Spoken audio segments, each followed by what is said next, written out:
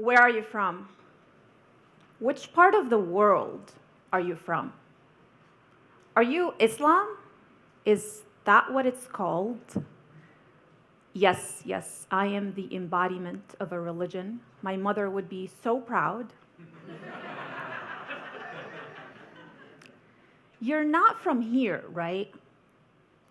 Questions. Questions that have been the bane of my existence. Wherever I go, they follow.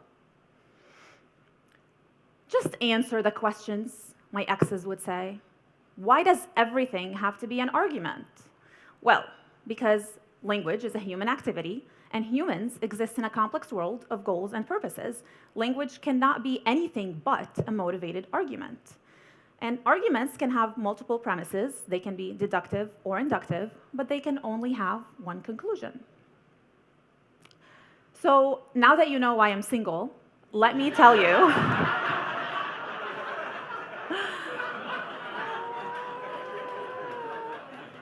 Let me tell you about all that is wrong with these questions and why I can't just answer them. First, they cast me as the other. My othering then permits my placement outside the moral scope of the us, thereby allowing my denigration. With that, I am denied the right to belong. The questions are not benign or harmless. Othering is not haphazardous. It is intentional. A dear friend of mine once told me that I was reading too much into the questions. I guess she wants to join my list of ex-friends. She said people ask her where she's from all the time, and she doesn't think anything of it. They're just trying to get to know you, she said in her ever so earnest voice. Then why don't they ask who my favorite Supreme Court justice is? Or what my favorite donut flavor is? It's glazed, by the way, in case you want to bring me one after the talk. I know I'm basic. I don't think my probers are just trying to get to know me. Questions into my origin may appear harmless, but they are deeply rooted in power-driven othering ideologies. I was working the polls during the last presidential election when a not-so-gentle man approached my table. As I worked on activating his voting card, he asked, "Where are you from?" "Perrysburg," I said. It is the truth. "I live a couple of minutes away, actually," I told him. "Where are you from?" He didn't seem so enthused by my response. "That's not the same. You don't look like you're from here," he told me. I wasn't wearing an alien mask, my hair wasn't purple or orange that day, and I spoke as much English as I speak now. Yet, somehow, my difference was constructed to be from somewhere outside what he considered to be his here. You see, the first Muslims in America were brought in as slaves, so they've been here a while. But othering is not interested in facts. It is interested in devising marginality across any range of human differences. Othering allows every other to be denigrated to the bottoms of the hierarchy and to be denied the rights extended to the us. Examples of this are abundant. Aristotle's thesis of natural slavery decreed that slavery was okay because anyone who was not an aristocratic Greek had intrinsic defects. This same mindset shaped the actions of the Spanish colonists as they made their way through the Caribbean into what is now known as Latin America, as well as the foundation of Spain itself through the extermination of Muslims and Sephardic Jews. And if we want to speak about the United States, our country's history is replete with harmful examples of othering. First, it was the indigenous people, then it was the slaves and the descendants of slaves, then the Irish, the Italians, and so many others. During World War II, Japanese Americans were placed in exclusion camps because not a single one of them could be trusted. And here we go at it again, and trust me, this is no fake news, though I wish it were. Now it's people from Mexico, Latin America, and Central America. The other can be an asylee or a refugee, a Yemeni mother who cannot visit her child because of the Muslim ban, or a 17-year-old who cannot obtain a driver's license in Ohio because his parents are undocumented. All of this is possible when a group has been excluded and denied the rightful voice to define the us. What I neglected to tell you is that my friend who was defending the questions doesn't wear a scarf. So she didn't see the resemblance between herself and me as subjects of the questions. But her skin is melanin heavy. Another friend of mine looks like a combination of Bruce Willis and Ryan Gosling. He's gorgeous. He says nobody ever asked him where he's from. Now, I know I don't look like Ryan Gosling, but I'm willing to accept some Bruce Willis treatment. People can't change who they are. Refugees can't knock off their accent before coming here. The descendants of slaves can't travel back in time and stop the forced transport of their ancestors. People can't change who they are, nor should they have to, because sameness is not the opposite of othering. Sameness benefits nobody. Heck, even when I go buy cherry tomatoes, I'm always drawn to the box with the greatest variation of shapes, sizes, and colors. Do you want to live someplace where everyone is a prototype of you? They all drink the same coffee, 2 shots of espresso, 1 pump of hazelnut. They all take exactly 22-minute runs on the same trail as you every morning at the same time as you. That sounds like Huxley's seemingly utopian society. Let's challenge ourselves to create a true utopia where we foster not othering, not sameness, but belonging. Belonging is the opposite of othering.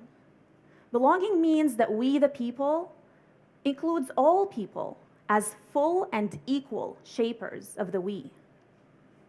I reject questions into origin not because they recognize difference, but because they resemble our systems, which deny belonging.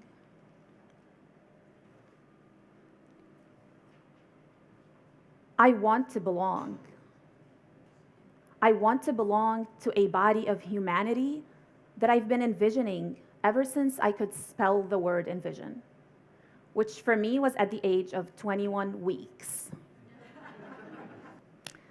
Growing up, my father was a part-time motivational philosopher, always well-equipped with an infinite list of stories and quotes to fit every life occasion. And I would often be upset that my little brother has better eyelashes than me. But my father would say, contentment is the greatest treasure. But while that may be true, contentment isn't always the answer. I was not content. I was devastated when I had to tell my client, a mother of 4 with leukemia, that she would not qualify for Medicaid or Medicare because of her immigration status. But my father said that we can't stop trying. So for her, and for me, and for so many others, I try. So my favorite quote that my father frequently told is actually by Prophet Muhammad. And I want to reassure you that listening to Islamic dictum is proven to not automatically turn you Muslim. I've been listening to Christmas music for more months than ever existed in any year, and I'm still as Muslim as they come. So fear not for your privileges, my dear audience. The saying goes like this: the believers in their kindness, mercy, and compassion are as one body. When any organ aches, the whole body responds with sleeplessness and fever. I always took comfort in that analogy and wondered, can I ever be part of the same body with different members of humanity? The body doesn't care which part of it is aching before it responds to the pain, nor does it wish for all of its parts to be the same. Take your lungs, for example. They are a crucial body part for your survival. But you wouldn't want 10 of them at the cost of having no heart or no brain. Even worse, imagine not having a stomach with which to digest the delicious donut that's about to come my way.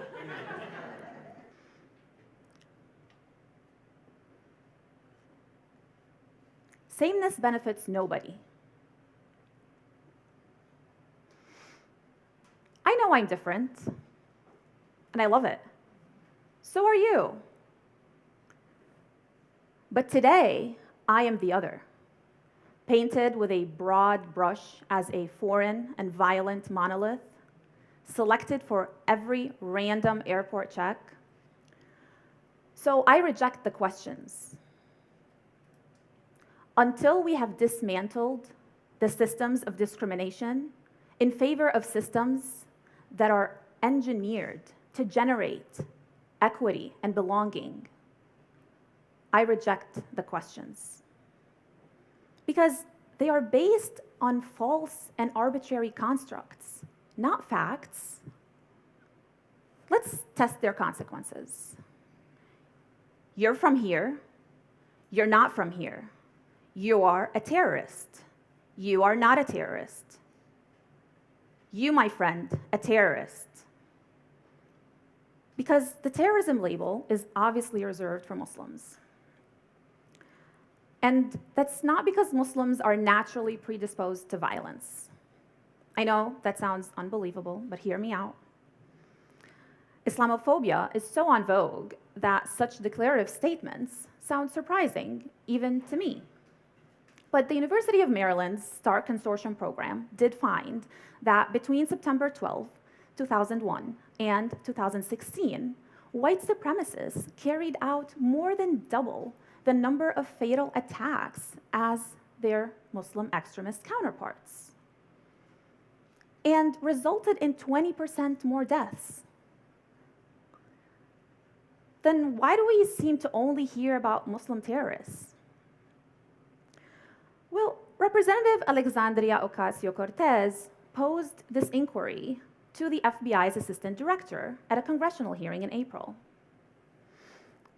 He explained that the T label is reserved for foreign groups and that our written laws effectively render Muslims foreign, white supremacists not. Because Congress doesn't have a statute for domestic terrorism the way it does for foreign terrorist organizations. And out of the more than 60 designated foreign terrorist organizations by the State Department, all but 11 are from Muslim-majority countries. Make no mistake, I do not invite the enactment of a statute making domestic terrorism a federal offense with prescribed penalties, as FBI agents asked Congress to do a few weeks ago. Extending the T label to more subsets of humanity will only propagate this othering technique. Belonging begins where all othering ends, because our differences make us better. Think cherry tomatoes.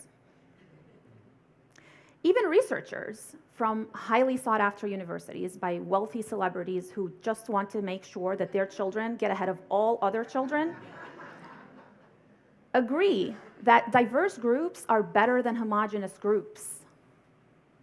So much so that even interacting with a group member different from oneself forces every other member to think more creatively, come up with better ideas, and arrive at better outcomes. You're welcome. I take full credit for your innovation. You can thank me through frappuccinos to complement my donuts. And if you're too lazy for that, you can Venmo me your gratitude at "Where are you really from?"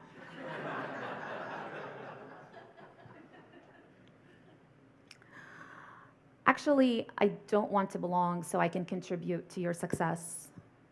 I want to belong because belonging is a basic human need. And it should not be conditioned upon the gains it confers. If you've ever read into psychology, as we all do when we can't go to sleep at 1 a.m. on a weekday and there are just no more episodes of Game of Thrones to watch, you might have come across Maslow's hierarchy of human needs. Maslow says that the need to belong is so essential that it can overcome a person's need for basic elements of survival, such as food, shelter, and safety from natural disaster. UCLA's psychologist Naomi Eisenberger found that the need to belong is so deeply rooted in our psyche that any threat of rejection conjures reactions similar to actual physical pain. That's the pain I feel when you ask me where I'm from. And that is why I reject the questions. So next time you ask me where I'm from, I might say Toledo, Perrysburg, Indianapolis, or Damascus. I might tell you that I'm an American, a Muslim, an Arab, a Syrian, or better yet, all of the above. What I'm really saying is I'm here now. Can you see me? Out past the false constructs set up to divide us, away from the categories and the hierarchies, with all of my differences that I so dearly hold, do I belong in your us? You can't have an us without me. But together, you and I can build a whole new world, one where we cure dispossession and exile, recognize the inherent dignity of all people, and insert them into our moral scope. Unite as human beings on this planet in our ability to experience pain, feel empathy, and live in harmony. In a whole new world where all of us, in our kindness, mercy, and compassion, are as one body. That is the world I am from, and that is where I belong.